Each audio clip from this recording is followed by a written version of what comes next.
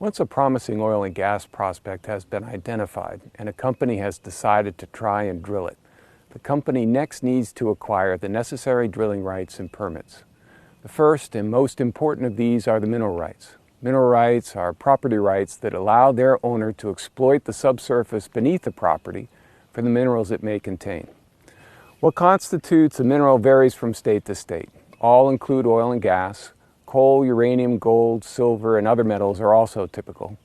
But marketable minerals such as sulfur or even salt may be included as well. For example, I'm standing at the edge of an old quarry from which the stone used to construct Duke University's Gothic-style buildings were mined. The university had to obtain the mineral rights to this land in order to quarry the rock. In addition to mineral rights, a property also has surface rights. Surface rights not only cover ownership of the land surface, but also the soil and groundwater beneath it.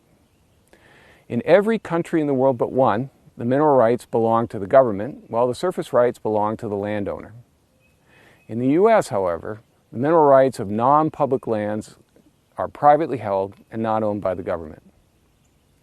There are still parts of the U.S. where the sale of a parcel of land conveys both the surface and mineral rights.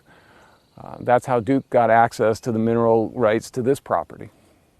However, where the development of energy resources has been common, it's not unusual for the surface and mineral rights to have been severed at some point in the past by an earlier owner of both. In other words, the owner sold the surface rights to someone, but either held on to the mineral rights for themselves, sold them on to somebody else, or passed the rights on to an heir. It's the job of the landman in an oil or gas company to find out who currently owns the mineral rights for the oil and gas prospect and to secure these rights for the landman's company.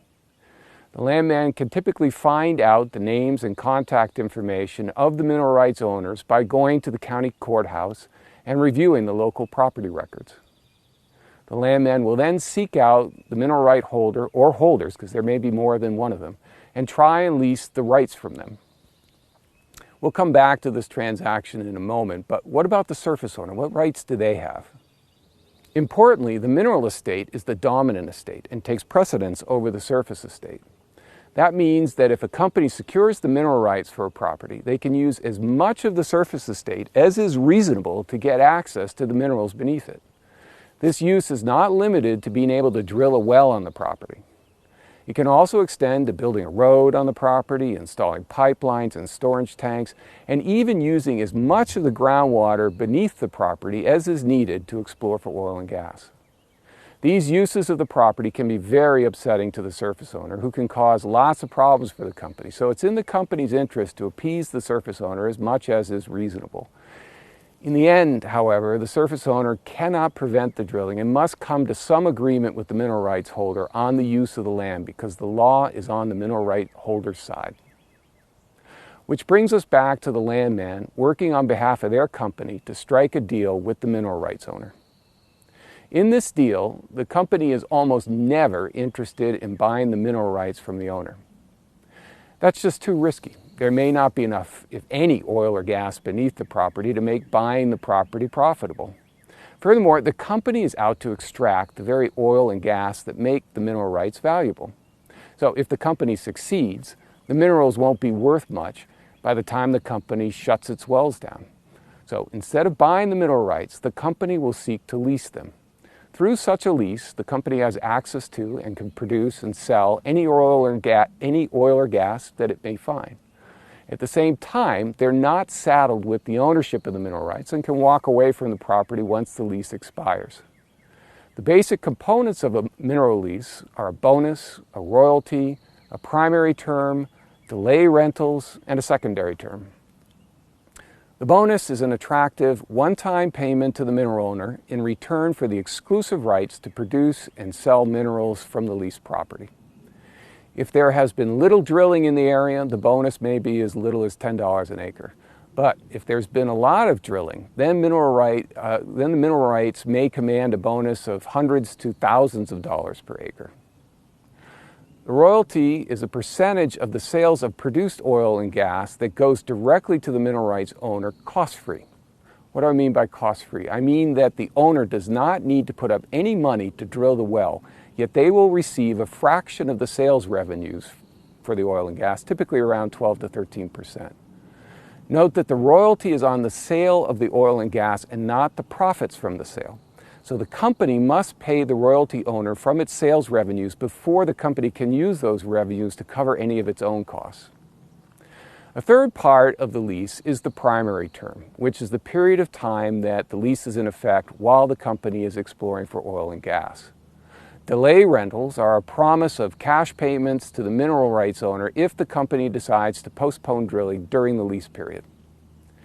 And finally, the secondary term is the period of time that the lease may be extended beyond the primary term if the company succeeds in establishing one or more producing wells. Oftentimes, the secondary term is for the life of the wells as long as they remain economic.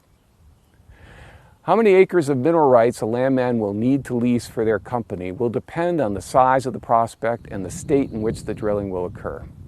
The latter is because each state has its own requirements as to how closely wells can be drilled next to one another.